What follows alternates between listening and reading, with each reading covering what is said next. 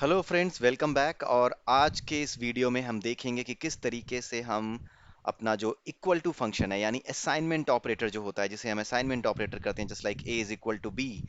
यहाँ पर ए में बी को असाइन कर रहे हैं, so this is known as the assignment operator. तो ये जो असाइनमेंट ऑपरेटर है वो आप पाइथन के अंदर कैसे ओवरलोड करेंगे। तो अगर आपको पाइथन के अंदर असाइनमेंट ऑपरेटर को ओवरलोड करना है, देन इन दैट केस हमने पहले ही पढ़ा कि हर एक ऑपरेटर को ओवरलोड करने के लिए हमें अलग अलग फंक्शंस, जो भी उसके रिस्पेक्ट में फंक्शन होगा, जो कि हमारे पाइथन प्रोग्रामिंग लैंग्वेज ने दिया हुआ है कि if we have to overload this operator equal to operator, then in that case हमें क्या करना होता है, आई डबल अंडरस्कोर आई सब, राइट। सो इस फंक्शन को हमें डिफाइन करना होता है अपने क्लास के अंदर। अगर हमने अपने क्लास के अंदर इस फंक्शन को डिफाइन कर दिया, तो इसका मतलब है कि हमारे क्लास का ऑब्जेक्ट इस इक्वल टू ऑपरेटर यानी असाइनमेंट ऑपरेटर के लिए काम करेगा। सो आइए देखते हैं एक सिंपल एग्जांपल। सो क्लास में क्रिएट कर रहा हूँ, क्लास कॉम्प्लेक्स, अगेन हमारी फेवरेट क्लास। सो इसको मैं क्रिएट करने जा रहा हूँ।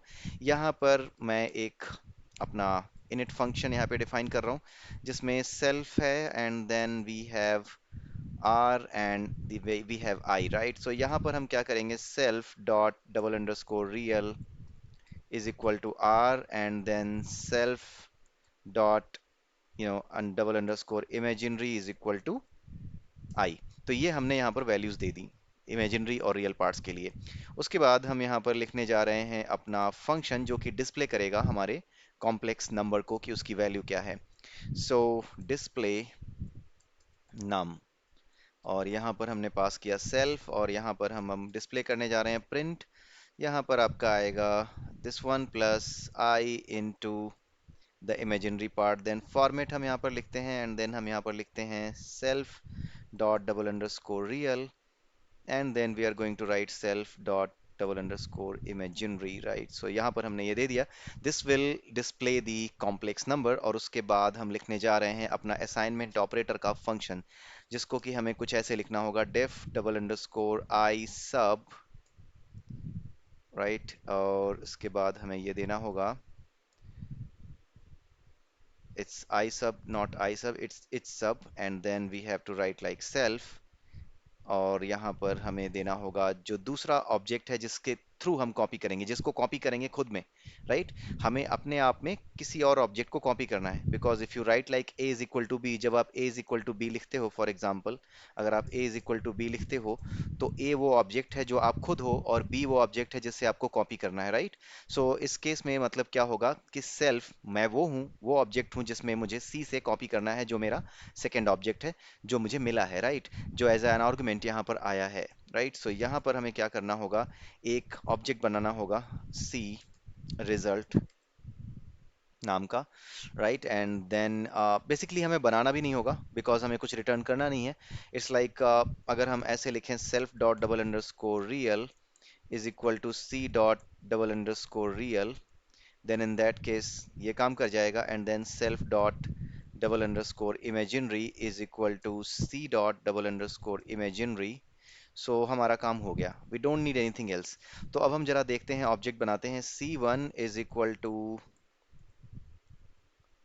कॉम्प्लेक्स एंड देन हम क्या करते हैं, यहाँ पर हम डालते हैं 10 and 12, right. And then we will print it C one dot, पहले डिस्प्ले नम कर लेते हैं कि हमारा सही से प्रिंट हो रहा है कि नहीं, जो कि होगा। एंड देन सी टू हम बनाते हैं, C two is equal to complex, एक अलग ऑब्जेक्ट बनाते हैं जिसमें हमने दे दिया 10 and 13, या जीरो और जीरो दे दिया, इसमें अभी कुछ नहीं है। We have to copy C one into C two, right.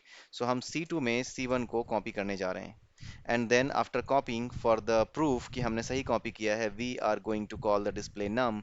और फिर हम देखेंगे कि डिस्प्ले नम में क्या आता है, क्या ये डिस्प्ले करता है। So let me run it, और यहाँ पर हम देखते हैं run without debugging. So yes, you can see 10 plus I into 12, सबसे पहला नंबर 10 प्लस आई इंटू 12, और दूसरा नंबर C2, जब मैं C2 में C1 कॉपी कर लूंगा तो उसके बाद भी यही नंबर कॉपी हो जाएगा जो कि C1 में था, जो कि 10 प्लस आई इंटू 12 था। So that is what will be copy to C2।